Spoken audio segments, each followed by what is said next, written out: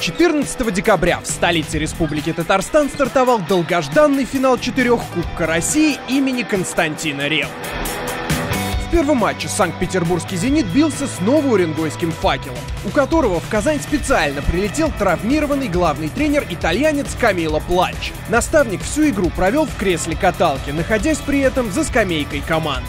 Извиняюсь, что в сидячем положении перед вами, но больше ему сегодня больнее сегодня от поражения, нежели от его ноги. Делал операцию на колени, прилетел сразу же сюда, чтобы быть вместе с командой. Доктор ему сказал, что он сумасшедший в Италии. Считает, что он сделал абсолютно правильную вещь, что был сегодня здесь на игре. Но храбрости Плаччи где-то не хватило волейболистам «Факела».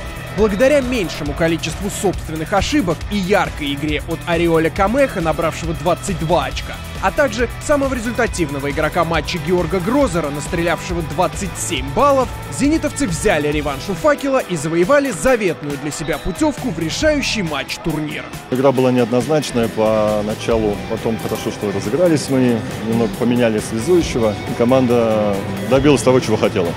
Сегодня Санкт-Петербург играл очень хорошо.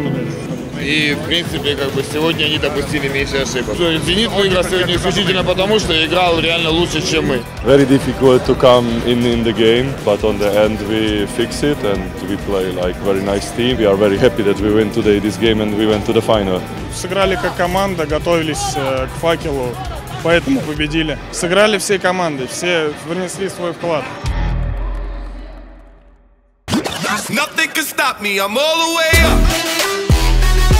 Казанский клуб организовал для болельщиков яркую шоу-программу в перерывах между матчами. Множество конкурсов и активностей в холле. И, конечно же, обновленный музей волейбола, где теперь расположены не только трофеи «Зенита» и «Динамо Казань», но и здесь находятся ценные экспонаты, которые расскажут посетителям об истории этой замечательной игры.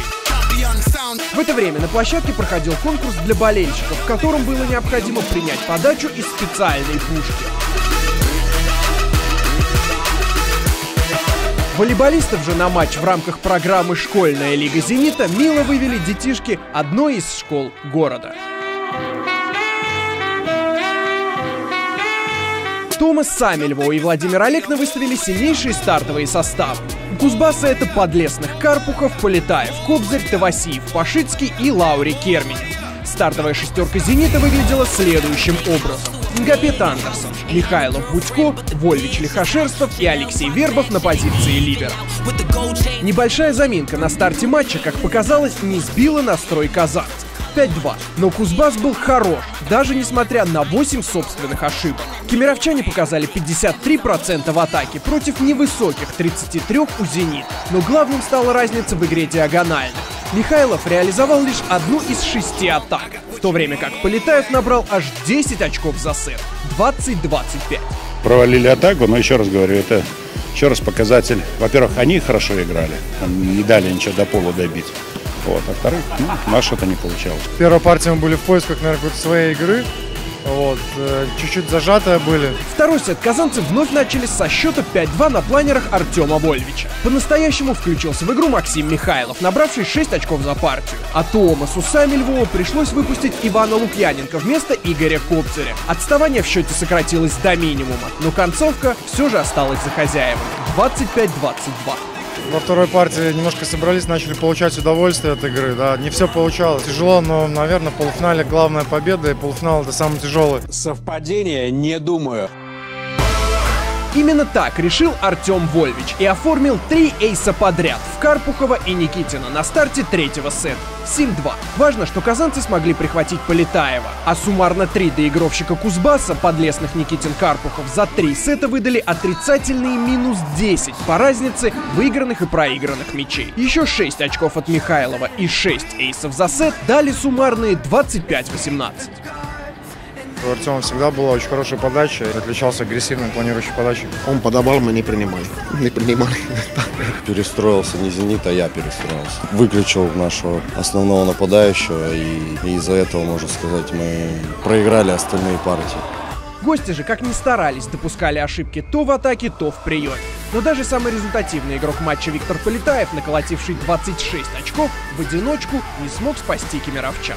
По 11 баллов от Андерсона и Вольвича, 15 от Нгапета, а также 21 очко от Максима Михайлова конвертировались в итоговые 25-19 и 3-1 в матче. Казанский «Зенит» в финале Кубка России. Результатом прежде всего доволен. Большая наша ошибка руководства клуба, журналистов, меня как тренера. Мы думаем и живем прошлым. У нас вот такие все игры будут с лидирующей командой, поверьте. Поэтому результатом доволен. Волейбол тоже выдержали. Движемся дальше, мы в финале. Есть хорошо. У меня никаких претензий нет. Там делали огромная хорошая работа, но не ходит так. Несмотря на победу, мы не очень чисто сыграли, да, нет, никакой недооценки не было. Результат, главное, что мы победили. Конечно, как связующий я недоволен, да, своей игрой. Я думаю, что завтра на первом месте опять же станет настрой, психология. Сейчас нам нужно восстановиться, и завтра легкой игры не будет точно. Итак, 15 декабря в 18 часов по московскому времени. Финал Кубка России имени Константина Ревы. Зенитовское дерби. Казань против Санкт-Петербурга. Мы приглашаем абсолютно всех болельщиков в центр волейбола к 17 часам 30 минутам к началу яркой шоу-программы. Для всех тех, кто не сможет присутствовать на финале, обязательно включайте прямую трансляцию на общедоступном федеральном канале Матч ТВ. Или же открывайте интернет-порталы sportbox.ru и tvstart.ru. Уже думаем о завтра. Первое, что важно, восстановиться. Сейчас процедуру делайте, не спешите. Сейчас программу скажут, молодцы, ребята. Уважаемые болельщики, спасибо за вашу поддержку. Подписывайтесь на ЗТВ.